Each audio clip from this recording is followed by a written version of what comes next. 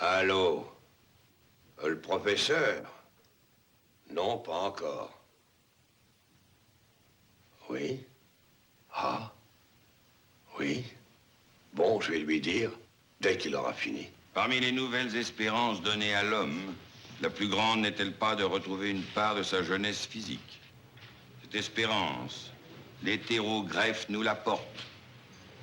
Mais l'hétérogreffe, c'est-à-dire la transplantation sur un être humain de tissus vivants ou d'organes prélevés chez un autre, n'était possible jusqu'ici que lorsqu'on se trouvait en présence de deux individus présentant une parfaite identité biologique. Il s'agit donc pour nous de modifier biologiquement la nature de l'organisme destiné à recevoir des tissus vivants étrangers. Une de nos méthodes consiste à détruire, au moyen de fortes radiations de rayons X, les anticorps qui font obstacle à l'hétérogreffe. Seulement ces radiations doivent pour cela être portées à une intensité telle que l'être humain n'y survit pas. On pratique alors l'exsanguination. On vide de son sang jusqu'à la dernière goutte le sujet irradié.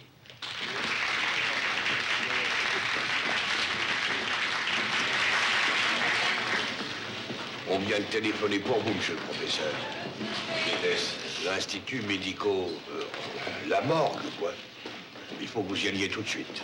Cher professeur, votre exposé à lui seul était déjà revivifiant. C'était passionnant, n'est-ce pas, Carl? Passionnant. Quel merveilleux avenir vous nous ouvrez. Pour ce qui est de l'avenir, madame, il faut quand même s'y prendre un peu plus tôt.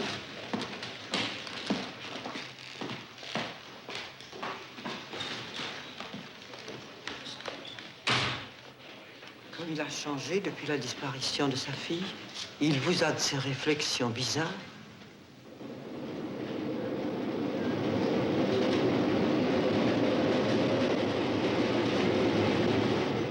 Cette histoire est évidemment bien étrange, mais ça m'a tout l'air d'être ça. Quand la fille du professeur Génessier a disparu de la clinique, il paraît que sa figure n'était encore qu'une plaie. Évidemment, cette disparition du masque épidermique confirme votre supposition. L'accident de voiture, les brûlures profondes au visage, puis le séjour dans l'eau. Avec les rats, docteur. Il faut y penser aux rats. Ah, c'est vrai. Ah, il n'en reste pas moins que le signalement de cette jeune noyée est également le même que celui de Simone Tessot. À 3 heures, j'ai convoqué M. Tessot, son père. De plus, tout n'est pas parfaitement clair. Moi, ce qui me semble curieux, c'est qu'on les repêchait complètement nus, sous un manteau d'homme. On ne voit pas en effet pourquoi la fille du professeur, désespérée d'être défigurée par un accident de voiture et voulant se noyer, aurait éprouvé en plein hiver le besoin de se déshabiller avant de se jeter à l'eau. Puis cette énorme plaie à la place du visage, c'est singulier. Les bords sont aussi nets que si l'on s'était servi d'un scalpel.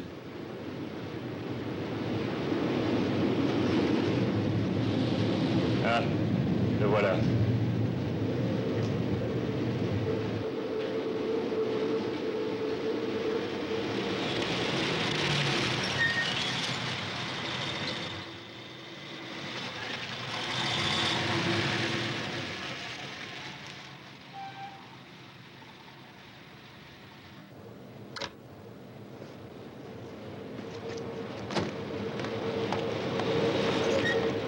Docteur L'Herminier, inspecteur Parot du service des recherches dans l'intérêt des familles.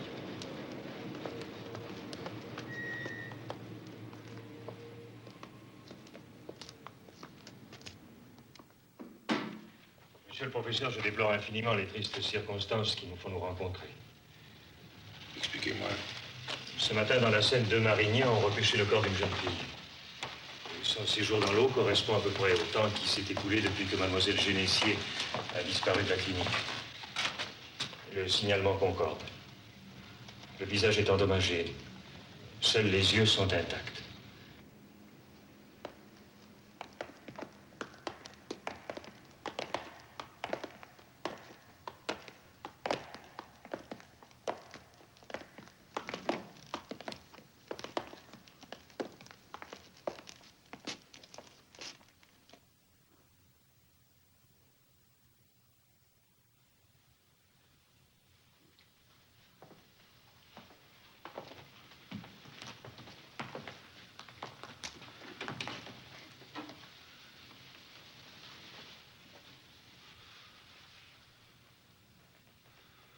C'est bien elle.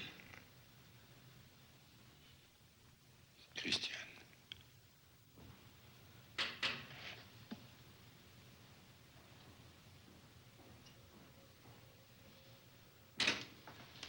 Monsieur Tessot est là, docteur. Dites-lui que l'identification est faite et ne laisse aucun doute. Il ne s'agit pas de sa fille. Bien, docteur. Je l'avais convoqué au cas... Oui, bien sûr.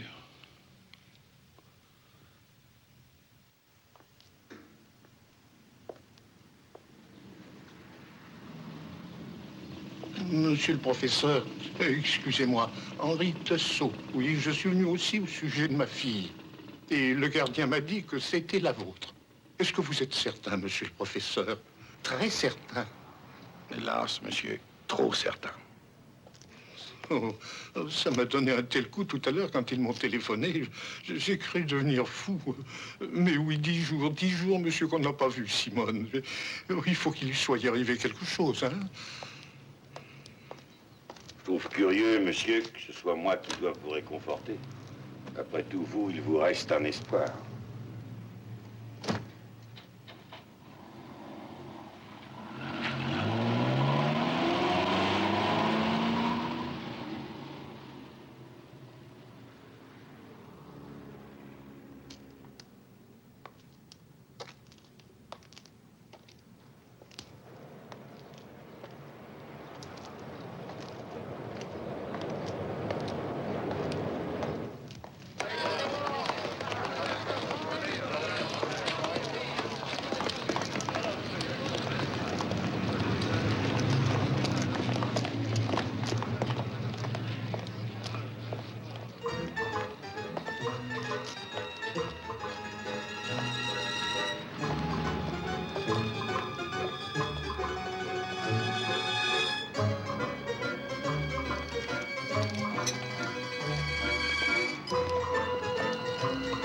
Bonjour Juliette, comment ça va?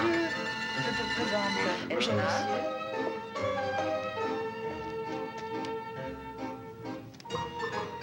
Au revoir. Bon, alors salut. Au revoir, Juliette. Allez, au revoir. Si elle est très ennuyée, elle cherche une chambre. Trouve rien.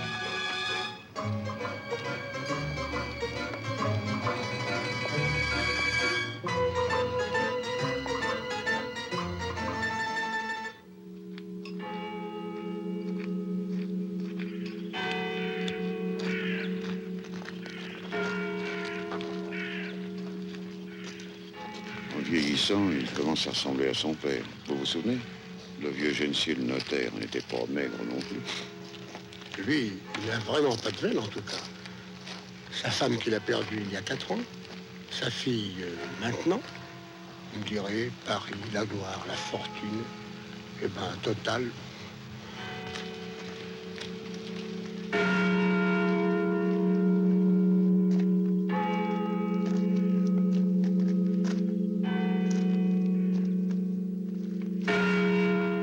Le jeune homme, qui c'est? C'était le fiancé de la petite, un docteur. Il travaille avec le professeur. Et la femme? Sa secrétaire, il paraît. Une étrangère. Elle a l'air toute retournée.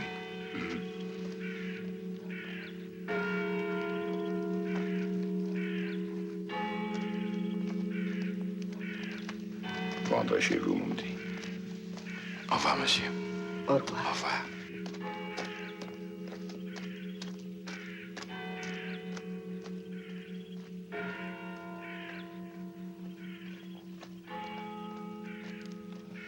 Non, pardon. J'aime l'ordre.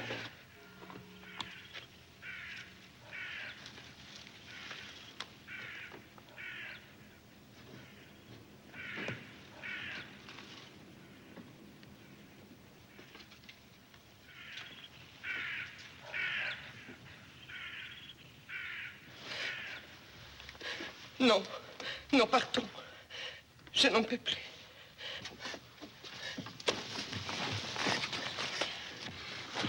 Tais-toi.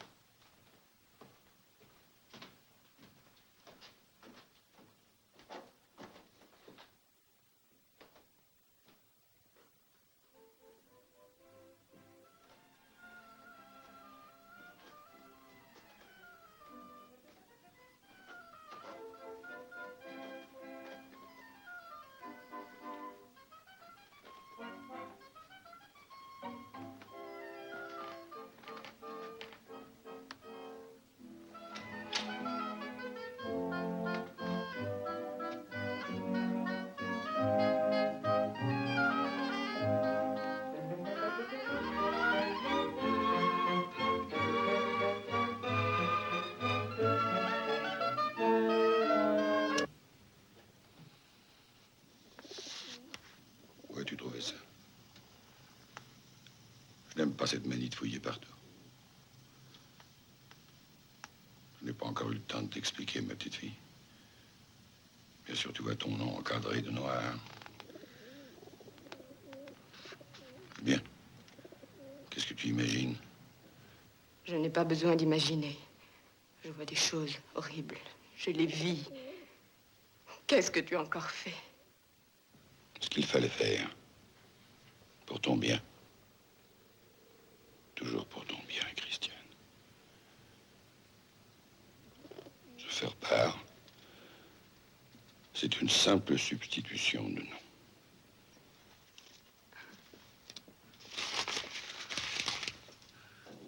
Puisque cette fille est morte à la suite de l'opération, j'ai pris un risque de plus. J'ai fait croire qu'il s'agissait de toi.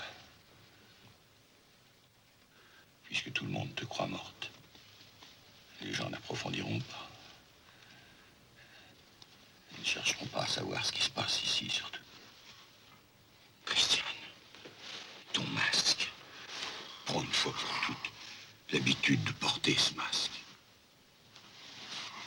Où l'as-tu caché? L'habitude.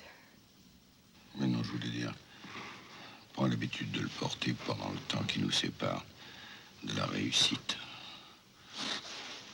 Ne pleure pas, ma chérie, je t'en supplie.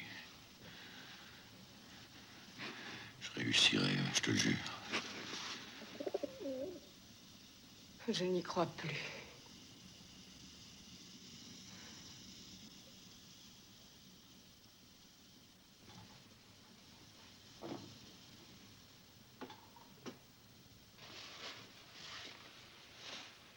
Tu n'as aucune raison de douter de moi. Bon Dieu, on sait ce que je vaux, non? Tu auras un vrai visage, hein? Je te l'affirme.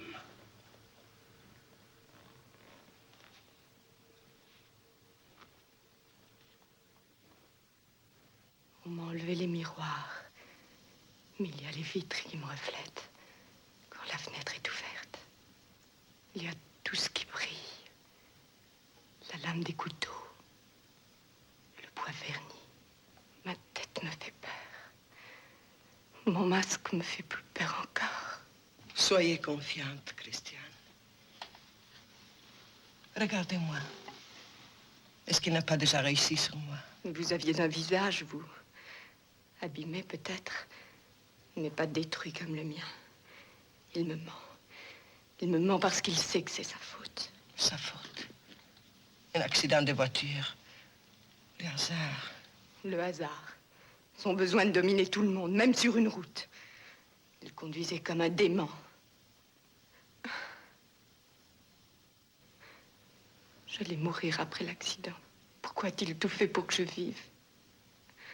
Je voudrais être aveugle, morte.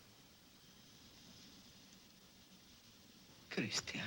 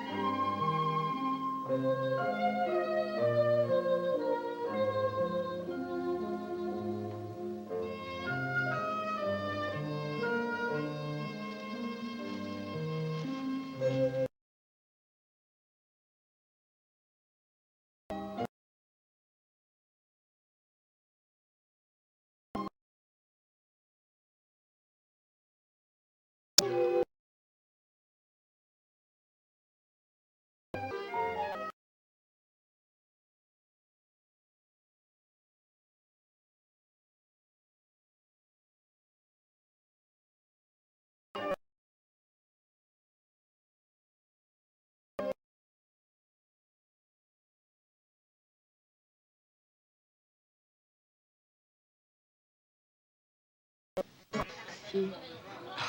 Vous me remercierez quand vous aurez vu la chambre. Un très joli quartier. Madame Désir? La même chose pour mademoiselle. Allons là-bas, j'ai la voiture. Les propriétaires sont des amis. Vous verrez que c'est plein d'art.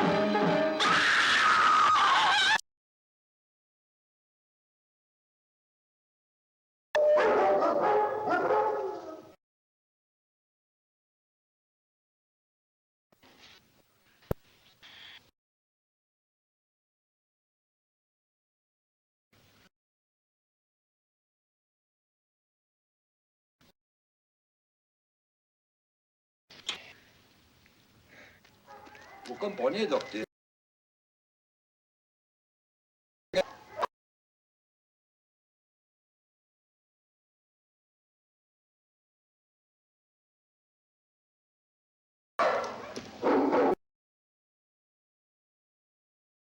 Allons, allons, allons. La ferme.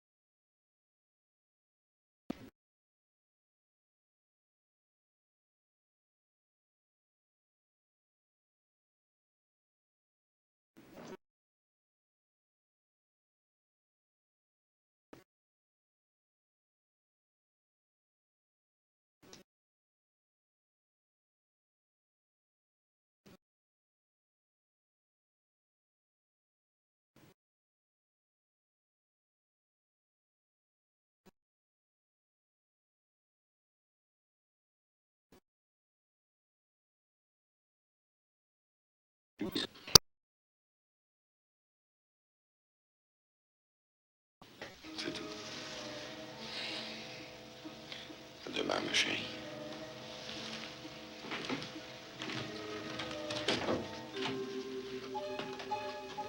Je ne serai pas très longue. Je reviendrai vous dire bonsoir.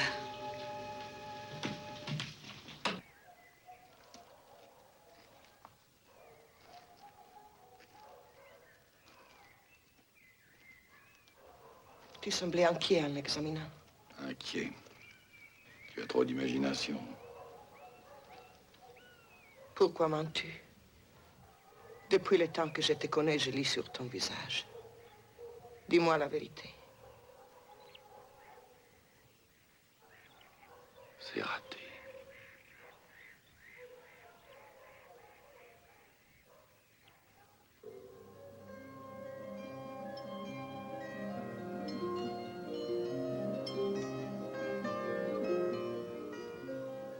15 février. 20 février. Une semaine après la cicatrisation, quelques taches de pigmentation apparaissent. Plus tard, la palpation révèle de petits nodules sous-cutanés. Le 12e jour, la nécrose du greffon hétéroplastique est patente. 20e jour, les premières ulcérations se produisent accompagnées d'un décollement du derme et de signes d'infection. Le greffon nécrosé doit être retiré.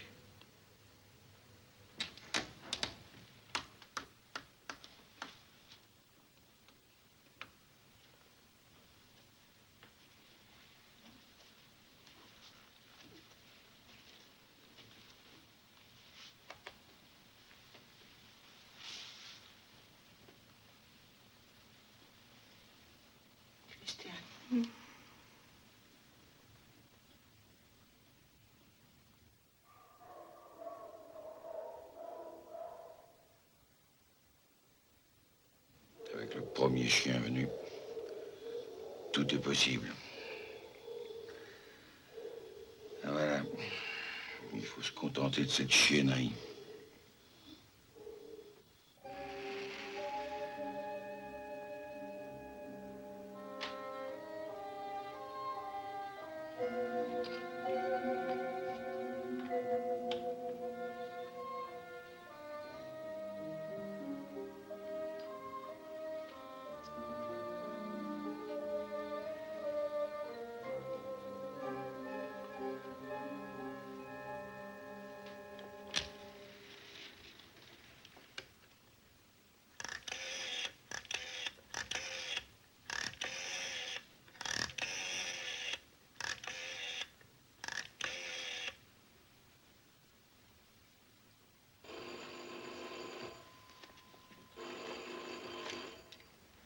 Allô? Allô? Allô, j'écoute? Mais parlez. Ah, que c'est agaçant. Mais répondez donc. Jacques.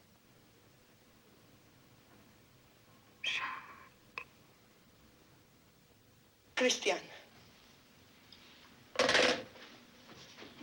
Christiane, vous êtes folle.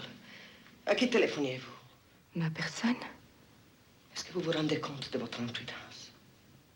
Oui, je sais. Les morts doivent se taire.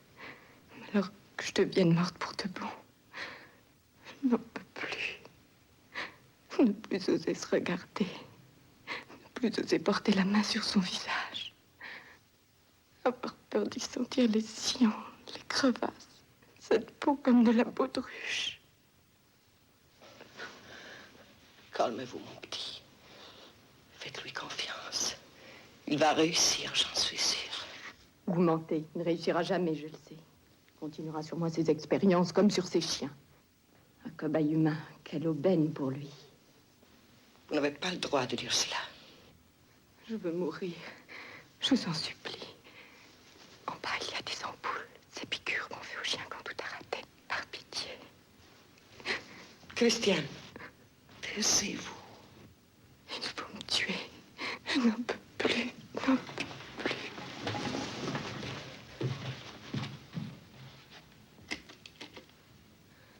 Allô? Viens vite. J'en suis sûr, monsieur l'inspecteur, j'ai entendu la voix de Christiane. Oh, vous avez cru l'entendre. Et encore au téléphone. En avez-vous parlé au professeur Génessier?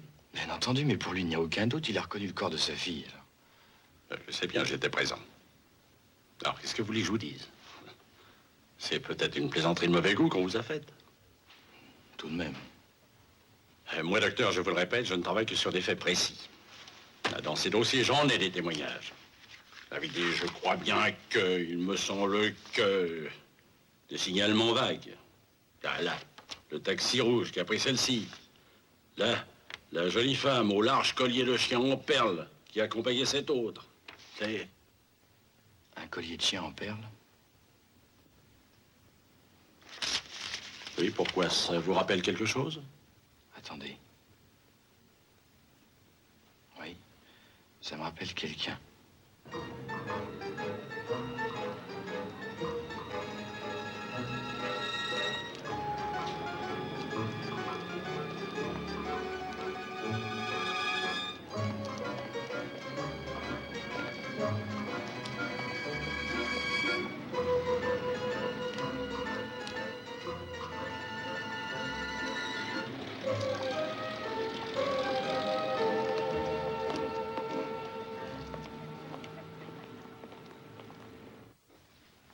Vous m'aviez pourtant dit l'autre jour que tout était fini. Je l'espérais, mademoiselle Paulette Mérodon. Mais l'affaire a suivi la filière. On m'a trouvé trop indulgent. Alors, si je comprends bien, je suis fichue. C'est la prison. Le tribunal, d'abord. Le tribunal? Eh ben, tel que je les connais, mes parents, ils s'en remettront pas. Je pense à une chose. Il y aurait peut-être quand même un moyen d'éviter tout ça, mais... Évidemment, ça exigerait beaucoup de discrétion et un peu d'intelligence. Oh, avec moi, pour la discrétion, vous n'avez rien à craindre. Et pour l'intelligence... Enfin, si c'est pas trop compliqué. Non, vous allez voir. Il s'agit simplement d'un petit service à nous rendre. Qu'est-ce qu'il faudrait que je fasse? Vous faire décolorer, pour commencer. Vous dites ça pour rire. Non, ce n'est pas le genre de la maison. Il faut que vous soyez plus blonde, beaucoup plus blonde. Ça, je sais pas si ça m'ira. Aucune importance. Ensuite, vous irez chez un médecin qui vous fera hospitaliser dans une clinique. Mais je suis pas malade. Vous direz quand même que vous l'êtes. Pour les détails, tu vas la mettre au courant. À la clinique, vous vous plaindrez de maux de tête. D'ailleurs, je vais vous noter tout ça par écrit. Je vais vous donner un mot pour le docteur Glaise. Le docteur Glaise. Qui vous remettra une lettre pour le docteur Génessier. Allô, docteur Jacques Vernon? Oui, c'est moi. Ah, bonjour, monsieur. Comment dites-vous? Non, attendez, je note. Paulette.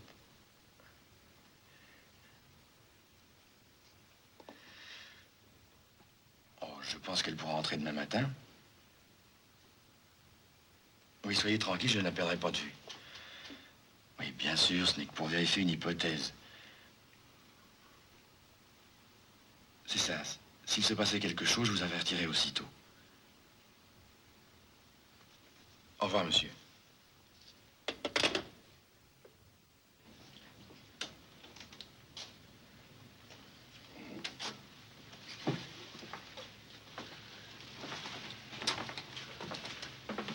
Eh ben, oui, ça s'arrange. Très bien, docteur.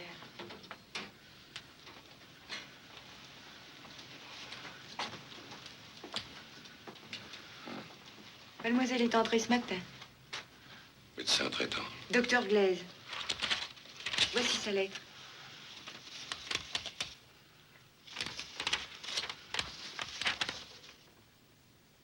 Vous souffrez beaucoup? Oui. Enfin, par moment. Faites-lui faire un fond d'œil et un électroencéphalogramme dans la journée. Docteur, on va me tondre?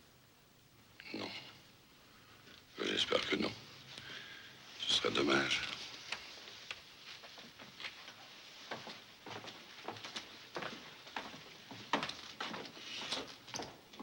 Un électroencéphalogramme.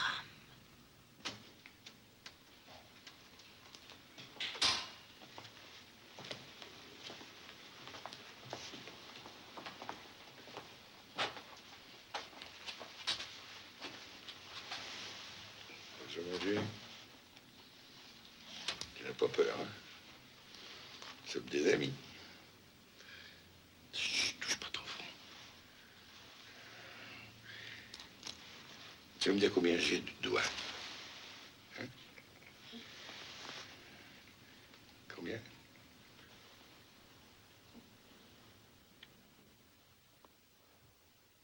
Combien? 3.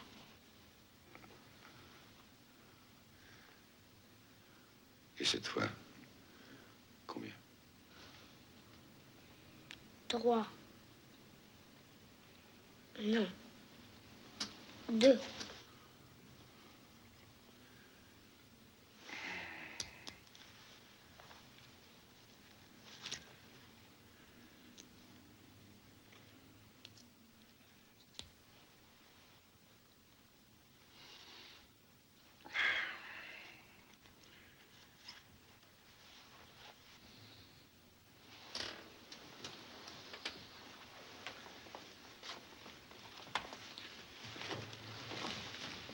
Alors, docteur, qu'est-ce que vous en pensez?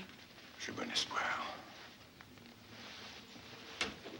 Dites, docteur, vous me le sauverez. Bien sûr.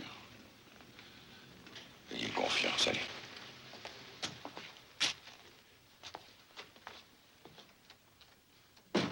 Votre pronostic? Et le vôtre? Nous sommes d'accord.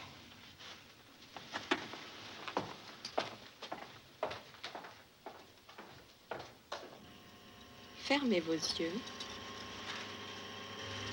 Ouvrez les yeux. Fermez-les.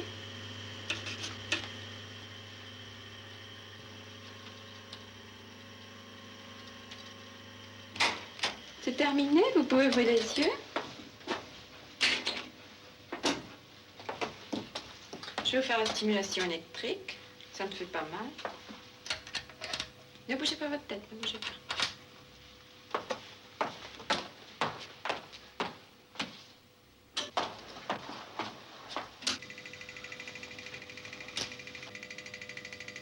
Fermez. Continuez.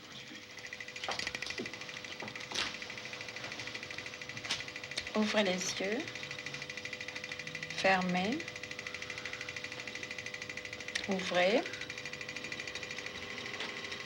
Fermez. Ouvrez les yeux. Fermez-les.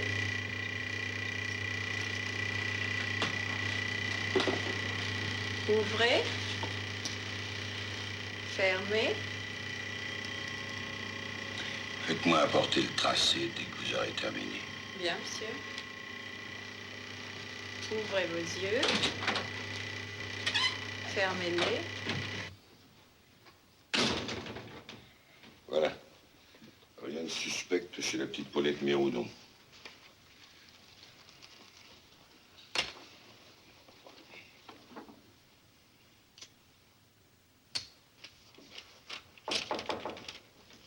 Entrez. Monsieur, le 15 a une hémorragie. Allez donc voir ça, Jacques. Bien, monsieur.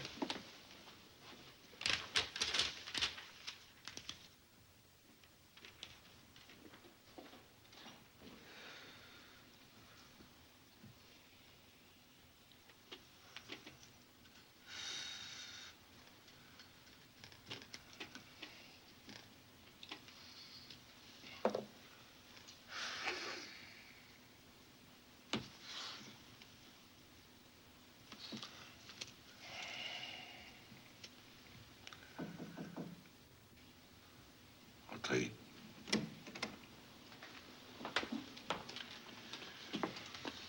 Voici le tracé, monsieur. Bon. Aucune altération dans le tracé, ça. Faites-la sortir ce soir. Ça nous libérera un lit. Nous risquons une urgence cette nuit. Bien, monsieur.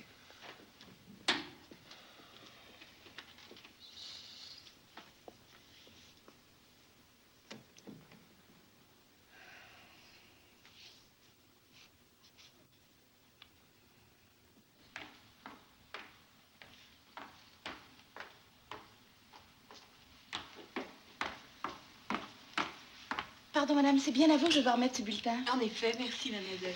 Est-ce que je peux téléphoner? Oui, pour Paris? Oui. Quel numéro? Botzaris 42 84.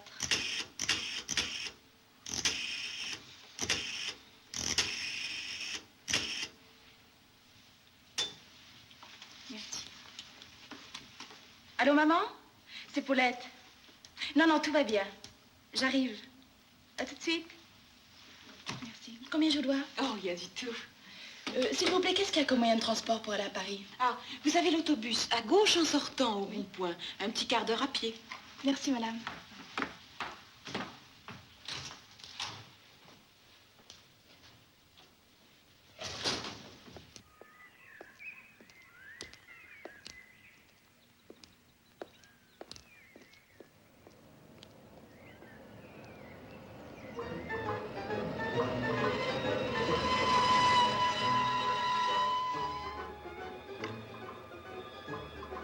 Est-ce que je peux vous déposer quelque part, mademoiselle? Je vais dans votre direction.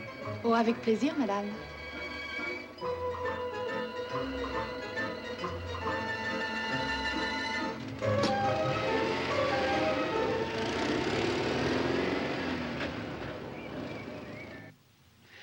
Allô, inspecteur Parot?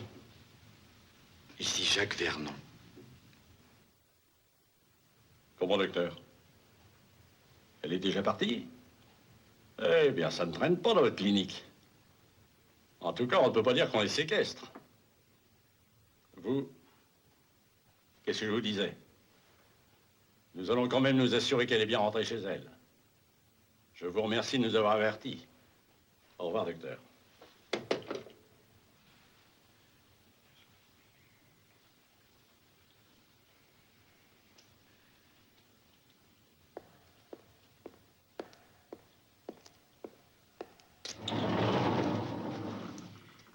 Il y a 2 messieurs qui vous demandent à la clinique.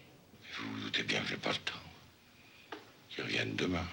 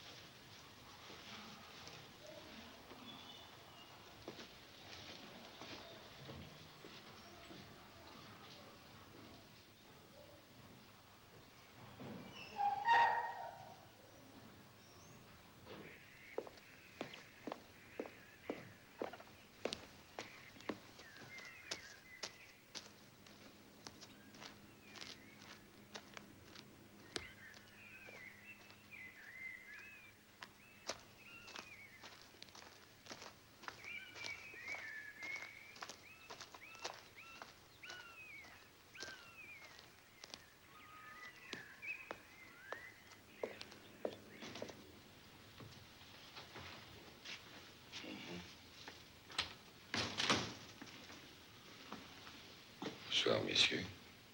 Bonsoir, monsieur le professeur. Nous sommes désolés de vous déranger à une heure pareille. Nous voudrions savoir si mademoiselle Paulette Méroudon a bien quitté la clinique ce soir. Comment saviez-vous qu'elle devait sortir aujourd'hui?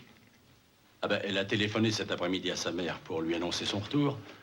Là-dessus, elle n'est pas rentrée chez elle. Alors... Alors nous nous sommes permis de venir vérifier. Oui. La vérification est très facile. D'ailleurs, j'avais donné l'ordre de renvoyer cette malade. Mademoiselle Paulette Méroudon a quitté l'établissement. Je vais voir, monsieur. Alors, vous vous intéressez à cette jeune personne? Ah oui, elle est mêlée à une histoire assez embêtante que nous suivons. Alors nous aurions bien voulu la voir ce soir. J'ai malheureusement l'impression que vous vous y prenez un peu tard. Paulette Méroudon, voilà. D'ailleurs, ça me revient. Une jeune fille avec les yeux clairs. Elle a donné un coup de téléphone d'ici. Et je lui ai dit où il fallait aller prendre l'autobus. Oui. Je regrette. Mais une fois franchi cette porte, mes malades ne m'appartiennent plus. Oui, oui, bien sûr, monsieur le professeur, je comprends ça. Eh bien alors, encore toutes nos excuses pour ce dérangement. Je vous en prie, messieurs.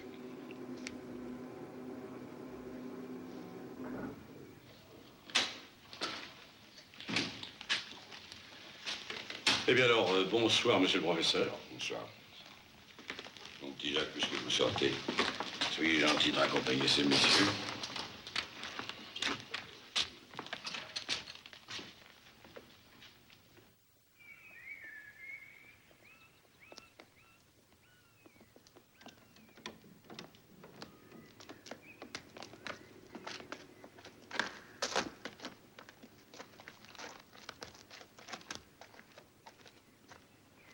Messieurs, je m'en veux de vous avoir donné inutilement tout ce travail. Bon, ça n'a pas d'importance, docteur. Les fausses pistes, vous savez, on en a l'habitude. Ah oui, ça. Et puis, je me mets à votre place. On se fait un tas d'idées. Oui. Toutes ces coïncidences. Je voulais en avoir le cœur net. Eh ben, ça y est, nous en avons le cœur net. Et puisqu'on parle de cœur, je suis sûr que pour vous, ça va s'arranger. De ce côté-là. Vous êtes jeune, docteur. Vous avez la vie devant vous. Oui. Merci, messieurs. Au revoir.